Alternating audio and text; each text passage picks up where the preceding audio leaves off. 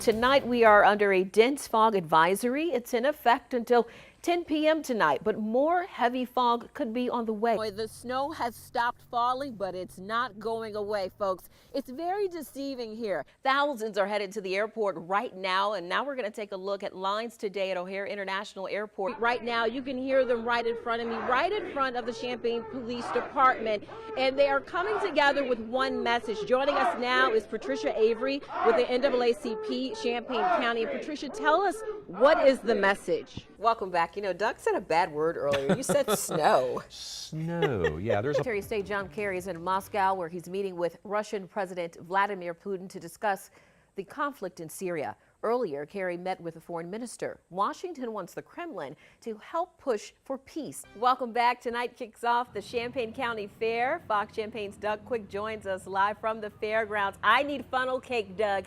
What can everyone else expect this year? During some of this intense training, they will have to rescue victims inside of these buildings that are set on fire.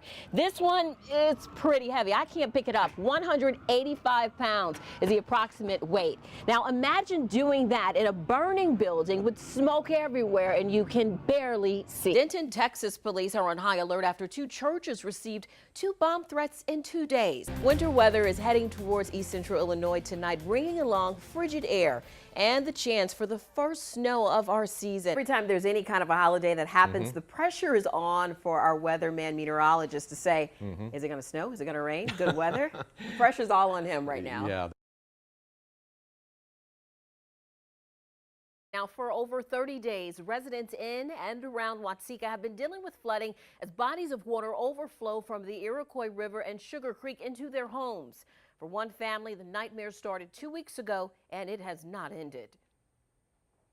Basically, just salvage what we can, what's left of the house and our possessions, and we have to find another place.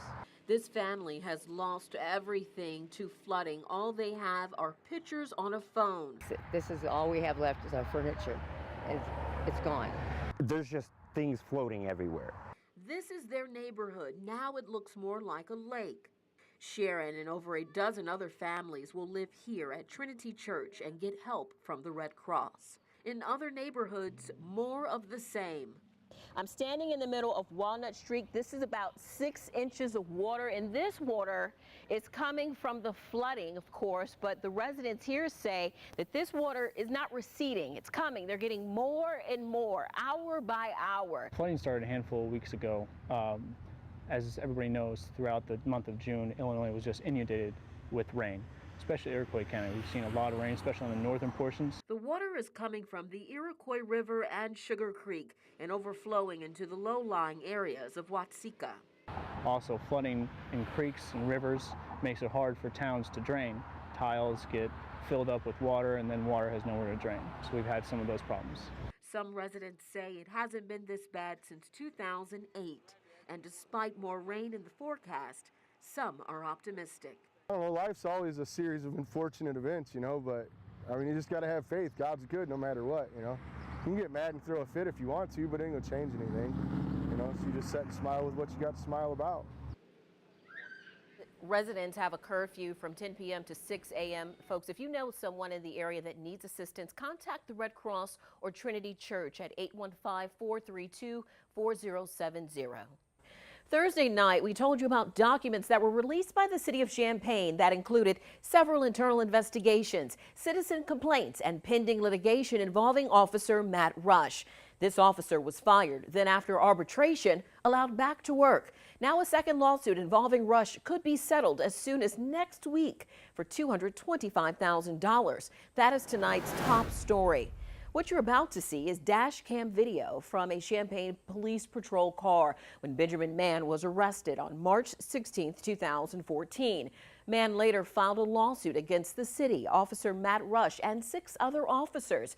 Mann alleges that while arrested, a Champaign police officer used excessive force against him and that other police officers did not act to prevent such use of force. The city and officers disputed the allegations. Since then, both parties have agreed to settle the lawsuit. Now, Champaign City Council will have to accept the proposed settlement for $225,000. The case has been going on for a bit of time, so there's been discovery done and other processes that have happened in the case. As with all cases that are filed, we explore whether there's an opportunity to settle it on terms that we think are reasonable. The proposed settlement would release all claims against the city and police, but does not admit to any liability in the disputed claim. Meanwhile, the third lawsuit that involves Officer Rush is still in litigation.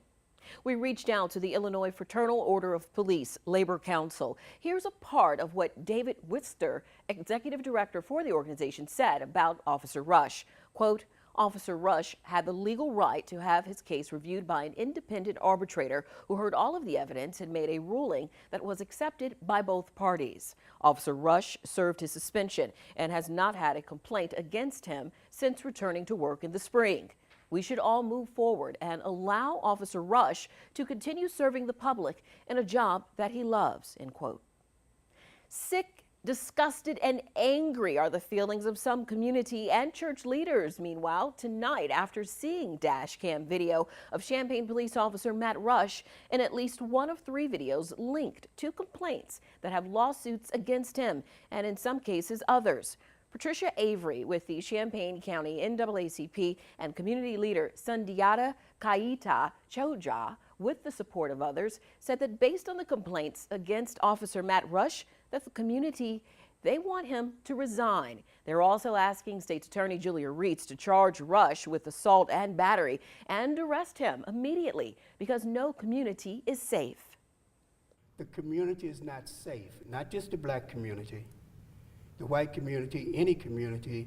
He should not be on the streets as an officer of the law. So people are on pins and needles that if he continues to serve, that it could end badly for one of our citizens, that it could be fatal. And that is why we are calling upon him to do the moral and the right thing by resigning, because once you lose the public's trust, it is very difficult, I think, in order for you to uphold your duties.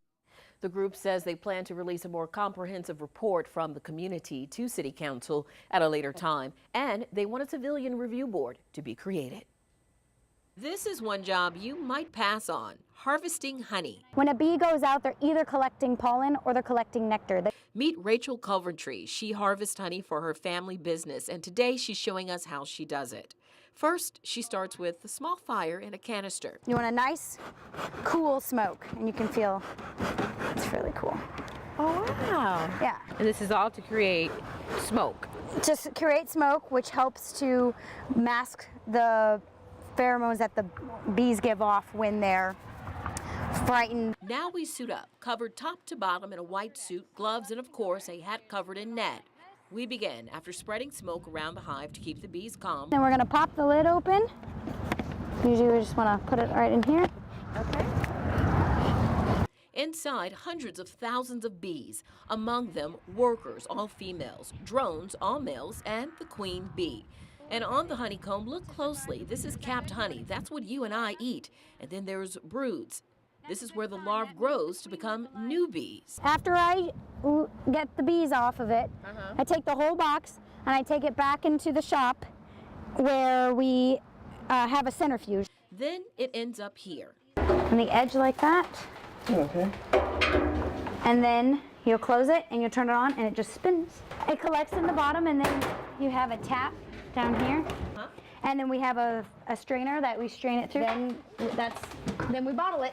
That's the last step. All of this to get your honey in a tiny bottle.